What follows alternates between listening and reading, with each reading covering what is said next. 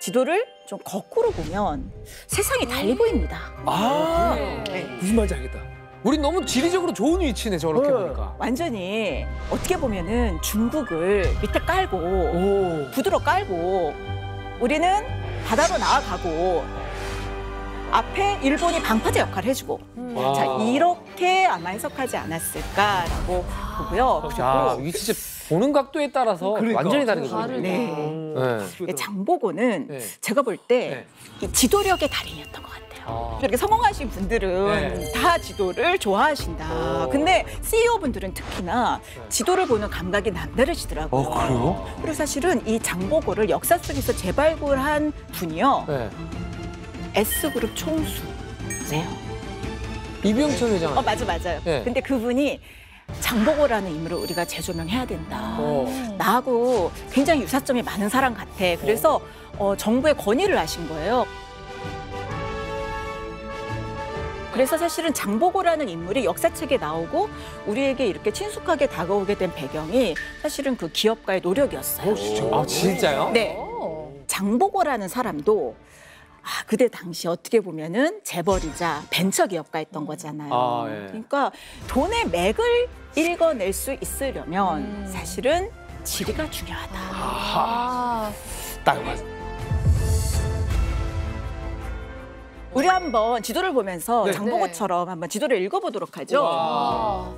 자, 저길 보시면 지금 산동반도 얘기하셨죠? 한반도에서 가위가 굉장히 가까운 곳입니다. 진짜 가깝네요. 네, 그래서 고구려나 백제 유민도 저기 와서 농사도 많이 짓고 또 신라인들도 가뭄이나 또 여러 가지 폭정을 피해서 또 새로운 기회를 찾아서 많이 간 거예요. 자, 근데 저 밑에 보시면 영파, 양주라는 곳도 보입니다. 자, 이쪽은요, 양쯔강유역입니다. 그래서 여기가 더 어마어마한 산물이 모이는 곳이고 좀 경제 규모가 더 커요. 되게 비옥한 땅이에요. 네, 더 먹을 게 많아요. 그래서 이제 이쪽도 굉장히 중요하게 생각했던 겁니다. 그런데 여러분, 이 한반도에서 중국으로 가는 뱃길이 여러 개가 있습니다. 자, 이렇게 산동반도로 가는 쪽이 있고요. 또 저 남쪽에 저 영파로까지 가는 길이 있습니다. 자, 어디가 더 어려울까요? 영파가 어렵겠죠. 당연히 저 영파로 가는 길이 더 어렵습니다. 예를 들면 저 산동반도 같은 경우에는 연안을 따라서 이 주변의 이 지형들을 보면서 이렇게 더듬듯이 갈 수가 있어요.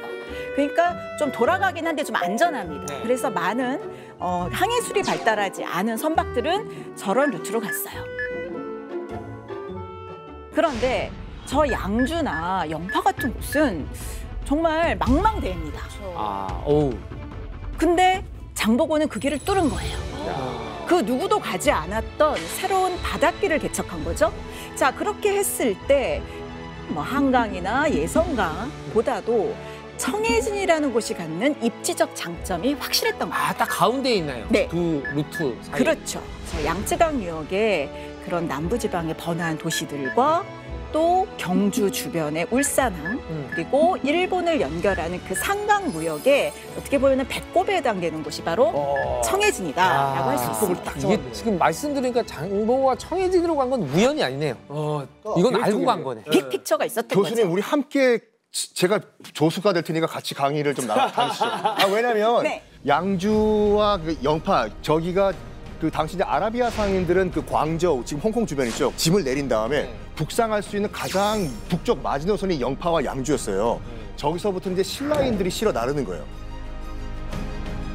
지금 영파에 보면은 당나라 때 만든 그 월호라는 운하가 있거든요.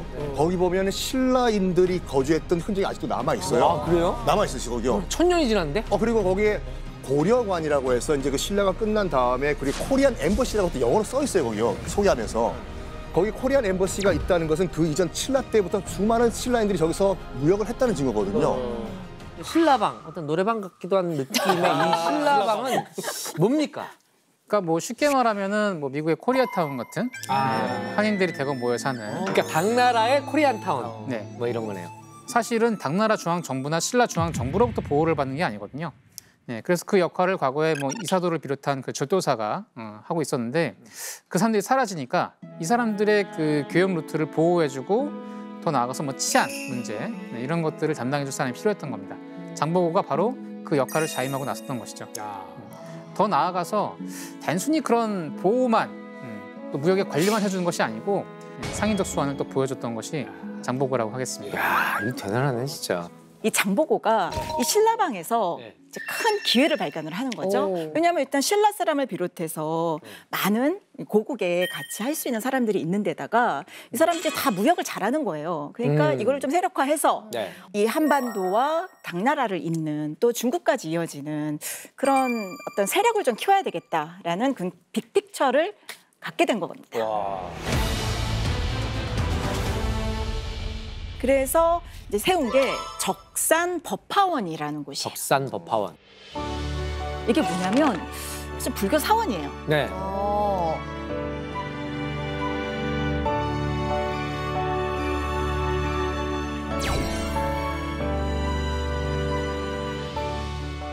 사실 당시에 중요한 종교가 불교였잖아요. 네네. 그러니까 왜 우리도 이제 뭐 LA 뭐 코리아타운 이런 데 가면 교회부터 세우잖아요. 그렇죠. 한인교회부터 생기죠. 그런 느낌. 네. 이게 또 이게 세테크의 의미도 있었던 거죠. 세테크요? 네. 아, 그때도 종교인 면세 같은 게 있나요? 네, 맞습니다. 아, 진짜?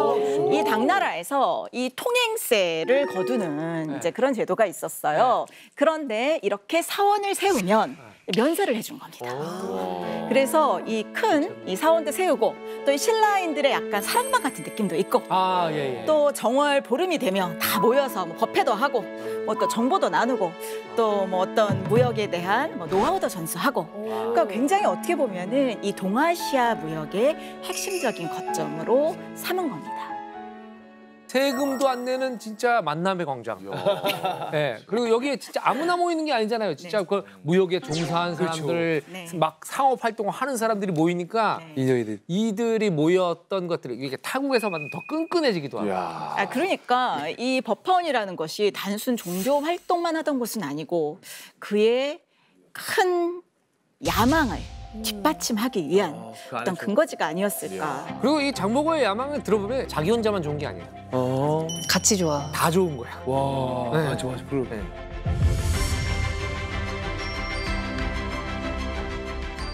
자, 근데 이제 진짜 이제 시작을 하는 겁니다. 아직까지 약간 그 밑작업 같은 그렇죠. 느낌이었던 이제 당나라에서 거예요? 좀 군대 있다가 이제 또 산동반도에서 이제 좀 기반을 닦고 이제 정말 큰 그림은 이제 청해진에서 세우는 거죠.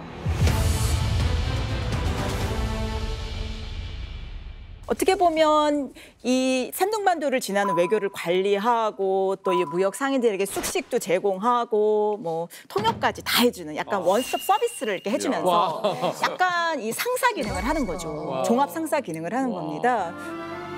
그런 사이 이제 당나라로 건너간 제당 신라인부터 또 일본으로 건너간 제일 신라인까지 모두 다 그 네트워크 안에 넣은 겁니다.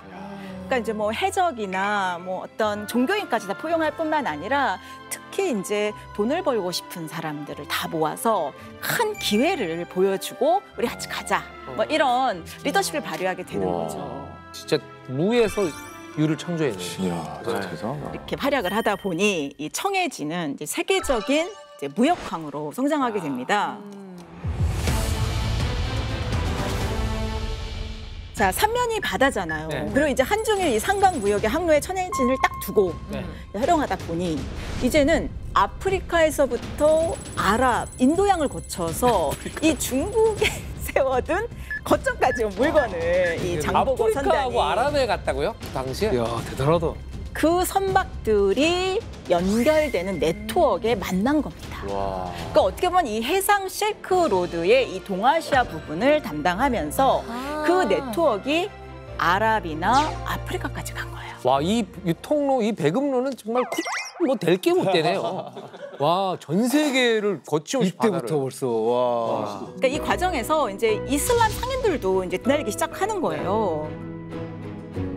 그래서 무역풍을 타고 이제 인도 양쪽에서 왔었던 아랍 또는 페르시아 상인들의 또 활약도 대단했다고 하니까 어때 지금보다도 훨씬 더 스케일이 컸던 것 같습니다. 그때 청해진은 한번 보고 싶네요. 그 당시에 그러니까 어떤 모습이었을지. 전 세계의 무역상들 배들이 다 모이고 막 사람 엄청 많았을 것 같습니다. 와. 즐겨봐 이 채널.